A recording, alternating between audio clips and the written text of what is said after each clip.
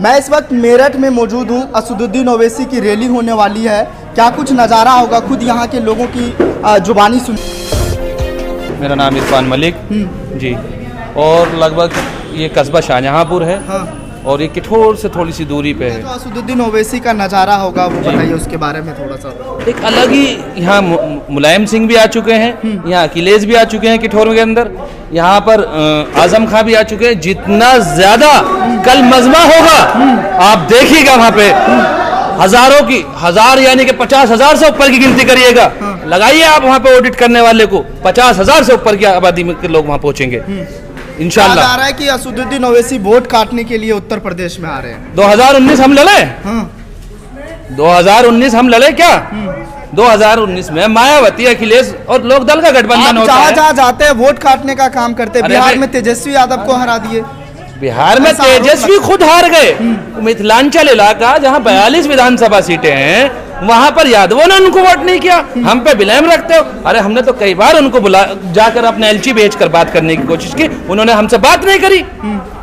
100 सीटों पे लड़के कैसे सरकार बनाएंगे आप? अरे भाई आपको बता दूं मैं, झारखंड के अंदर आज से कुछ साल पहले एक मधु कोड़ा नाम के विधायक बनते हैं और सिंगल निर्दलीय थे। और वो जो है उसके बाद में सिंगल होने के बाद उसको चीफ मिनिस्टर बनाया जाता। तुम तो 5 जीते हो और यहाँ 100 में अगर 50 जीत गए तो इनके बाप की ताकत है क्या? ये सरकार बना लेंगे हमारे बिना क्या? आप बताइएगा। तो आपसे गठबंधन करने को कोई तैयार नहीं? अरे हम इतने हैं कि हमें तो 403 लड़नी चाहिए। हमारी बदकिस्मती ये है। क्यों नहीं लड़ रहे? 100 सीटों पे ही क्यों सिमट गए? असल में हमें जो लोगों में हमारे एक वो बना दी गई है कि आप बीजेपी की बी टीम हो, थोड़ा सा डर हमें ये है। आगे समझ में ना, वरना हम 403 लड़ेंगे, हिंदुस्तान की सारी पार्लियामेंट लड़ेंगे। एक दिन ऐसा आएगा, जरा अपने लोग हमारे जरा वोट करने पे आ जाएं। इन पागल और यादव जैसे लोगों को, जो यादव वोट नहीं दे रहे, उन लोगों से जरा छुटकारा पालें। आपको बता देंगे उनको कि वो कहाँ बैठेंगे। और रही बात उनके गठबंधन की, वो हमसे तब तक नहीं मिलेंगे, वो हमें गठबंधन में नहीं लेंगे। क्यों नहीं लेंगे? क्योंकि उनका मकसद यह है कि हम 5 साल और इंतजार कर लेंगे, मगर ओवैसी साहब को गठबंधन में शामिल नहीं करेंगे। इनकी सोच इतनी गंदी है हमारे प्रति जी। मैं आपसे समझना चाह रहा हूँ, कहा जा रहा है कि पतंग उड़ेगी नहीं, किसी को काटने के लिए पतंग को उड़ाया जा रहा है। पतंग तो उड़नी शुरू हो गई है, ठीक है। अभी बिहार में उड़ के आई है। 5 विधायक हमारे जीते हैं। अभी आप हमारे भाई से सवाल कर रहे थे कि आप बिहार में तेजस्वी को हरवाइए। तेजस्वी जी से हमारे बैरिस्टर साहब ने मात्र 10 सीटें मांगी थी। उन्होंने 10 सीटें हमें नहीं दी, उन्होंने 70 सीट कांग्रेस को दी। कांग्रेस 70 में से 51 सीटें हारी और हम 19 में से 5 जीते। 262 सीटें वहाँ पे थी। मैं समस्त पत्रकार बंधुओं से ये आग्रह करूंगा कि वो बिल्कुल सच्चाई दिखाया करें, क्योंकि कुछ लोग जो समाजवादी के लिए काम कर रहे हैं, बसपा के लिए काम कर रहे हैं, वो लोग गलत आईना दिखाते हैं। आप ये बताइए, 262 सीटों में से मात्र 19 सीटों पे हमने लड़ाया और जीतने के लिए 131 सीट चाहिए। फिर हमने कहां हरा दिया? वहां पे कांग्रेस ने सीधा सीधा हराया।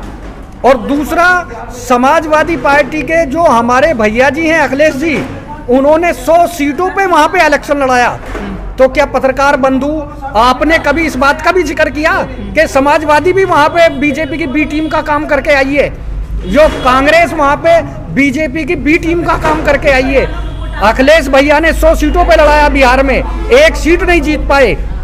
और हमने 19 में लड़ाया, 5 जीत गए। तो बी टीम हम हुए या बी टीम समाजवादी हुई या बी टीम जो है कांग्रेस हुई? कहा जा रहा है बीजेपी को फायदा पहुंचाने के लिए आप चुनाव लड़ रहे हैं यहाँ पर। देखिए, ये उत्तर प्रदेश में मैं बताऊंगा।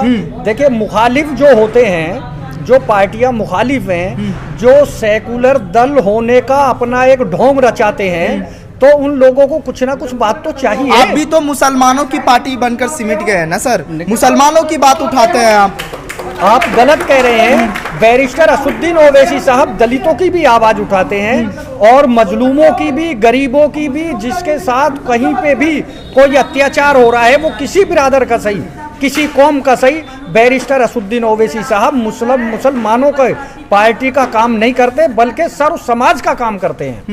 ये पूरी गलत धारणा है। जो लोग मतलब ऑल इंडिया मजलिस इत्तेहादुल मुस्लिमीन को बदनाम करने का काम करते हैं, ऑल इंडिया मजलिस बैरिस्टर असदुद्दीन ओवैसी साहब सर्व समाज का काम करते हैं, सर्व समाज की आवाज़ उठाते हैं। आप क्या कहना चाह रहे थे? आप क्या ये कहना चाह रहा था कि बिहार के अंदर 19 सीटों में से 5 सीटें जीत ली, तो वहाँ पर क्या हमने बीजेपी का काम करा, बी टीम का काम करा? 5 जीतने का मतलब है 25%।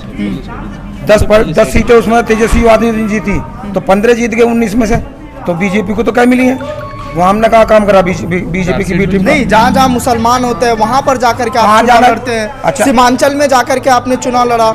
अगर यहाँ पर मछली पकड़ने के लिए तालाब में जाएंगे, नाली में जाएंगे, जहाँ मछली होंगी पकड़ने के लिए? तो आप साफ कह दीजिए ना कि मुसलमानों की पार्टी रहेगी, क्योंकि मुसलमानों के नाम से आपकी पार्टी का इसमें कोई शक भी तो नहीं है। पहले हम अपने आप को इत्तेहाद एक कर ले, उसके बाद हम औरों को भी देखेंगे। तो फिर क्यों कह रहे हैं दलित मुस्लिम को साथ लेके चल? दलित और मुस्लिम का ही मैं मामला बता रहा हूँ। जब 11% दलित, जो कि आज सिमट कर 7% रह गया है, तो उन लोगों ने ही जब एक अपने नेता को 4 बार सीएम बना दिया, क्या हम 20% वाले एक बार भी नहीं बना सकते? उप मुख्यमंत्री भी नहीं बना सकते? तो क्या आप चाहते हैं कि मुसलमान उप मुख्यमंत्री बने? बिल्कुल बिल्कुल चाहते हैं। कैसे बनेगा? 100 सीट से नहीं बनेगा ना। मैं बार 15 सीटों से बनेगा, 5 से बनेगा। 1 से मधु कोड़ा सीएम बन चुका, उससे नहीं बनेगा। मधु कोड़ा तो 1 से ही बन गया, तो ये तो हो सकता है, संभव है, राजनीति है। मुख्यमंत्री नहीं है हमारा। देखिए, बड़ौदा में अभी इलेक्शन हुआ, वहाँ पे 44 पार्षद थे। 44 पार्षद में से 7 पार्षद हमारे जीत के आए हैं, ठीक है। उन 7 पार्षदों की कीमत इतनी है, गोधरा में 7 पार्षदों की कीमत इतनी है कि उप मेयर ऑल इंडिया मजलिस इत्तेहादुल मुस्लिमीन का है वहाँ पे। तो जब हम 7 पार्षद लाने के बाद उप मेयर बना सकते हैं, तो यूपी के अंदर अपना मुख्यमंत्री क्यों नहीं बना सकते? मुसलमान 20% है, हमारे साथ दलित भी आ रहा है, हमारे साथ ब्राह्मण भी है, जाट भी है, गुर्जर भी है, तो हम सब मिलकर उप मुख्यमंत्री क्यों नहीं बना सकते? ठीक है, आखिर में AIMIM को उत्तर प्रदेश में 100 में से कितनी सीटें आ रही है? देखिए, ये जरूरी नहीं है कि हम 100 सीटें लड़ाएं। जैसे क्रिकेट बाई चांस होता है, इसी तरह से इलेक्शन भी बाई चांस है। तो वो जो 100 सीटों का जिक्र है, वो 100 सीटें इसलिए थी कि हमारी गठबंधन की बातें चल रही हैं। कुछ छोटे छोटे दल हमारे साथ आ रहे हैं, उनके लिए 303 सीट छोड़ी गई थी। जो मुखालिफ लोग ये कहते हैं कि आप 100 सीटों पे लड़के कैसे सरकार बना लोगे, ठीक है, ये उसका उत्तर है। हम, ये जरूरी नहीं है कि हम 100 सीटों पे लड़ें। अगर हमारा गठबंधन नहीं हुआ तो हम 403 सीटों पे लड़ेंगे। ये गठबंधन के लिए सीटें छोड़ी गई हैं, क्योंकि ये सब चीज़ें आने वाले समय में हमारे जो प्रदेश अध्यक्ष जी हैं, बैरिस्टर साहब हैं, वो इन चीज़ों को क्लियर करेंगे। ये जरूरी नहीं है 100 पे लड़ें, हम 403 पे भी लड़ सकते हैं।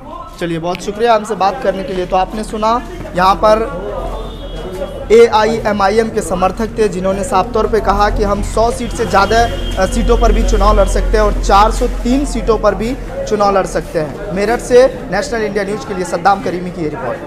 तो अगर